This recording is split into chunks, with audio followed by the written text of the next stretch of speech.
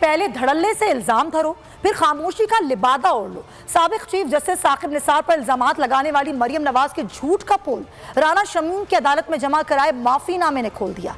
अब देखना यह है कि क्या इन बेसरोपा और मन घड़त इल्जामात पर मरियम नवाज साबिक चीफ जस्टिस से माफी मांगेंगी या अपनी साबिका हठधर्मी पर कायम रहेंगी।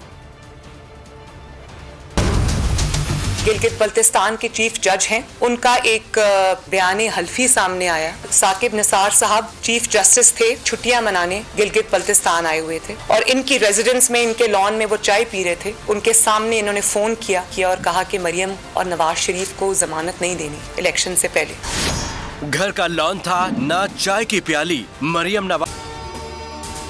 अगर आपको वीडियो पसंद आई है तो लाइक पर क्लिक करें।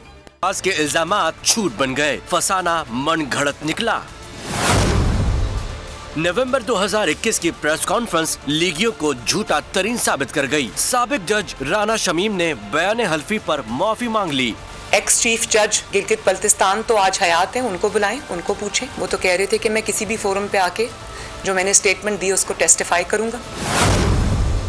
साबिक चीफ जस्टिस साकिब निसार का बयान भी सच साबित हो गया। जब उन्होंने ये एफिडेविट दिया तो जवाब क्या आया साकिब निसार साहब का कि मैं कोई पागल हूं कि मैं कोर्ट्स के चक्कर लगाता फिरूं।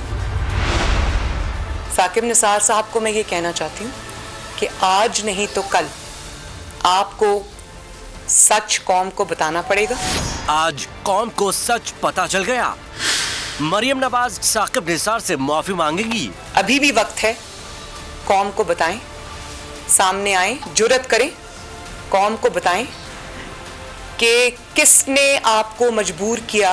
नवाज शरीफ की सजा अगर नहीं बनती थी तो किसने आपको मजबूर किया कि नवाज शरीफ को सजा दे। जी मरियम, अभी भी वक्त है। अब आप कौम को बताएं, आपको कौन साजिश पर उकसा रहा था और वो कौन था जिसको आप चीफ जस्टिस ऑफ पाकिस्तान होते हुए भी इनकार नहीं कर सके। आप बताएं वो कौन है जो चीफ जस्टिस पर आपकी ज़बानी इल्जामात लगवा रहा है।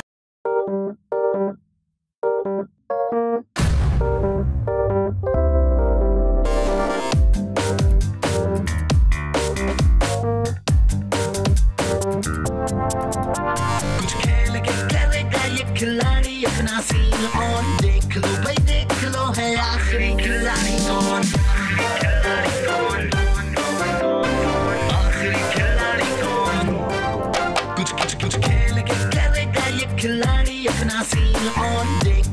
यहाँ ऐसा कुछ नहीं होगा। दिमाग चलाओ, जवाब बताओ और लाखों ले जाओ। आखिरी खिलाड़ी कौन। सबसे ज्यादा व्यूज, सबसे ज्यादा रील्स और सबसे ज्यादा रेटिंग के साथ बोल अब भी नंबर 1 पोजीशन पर बरकरार।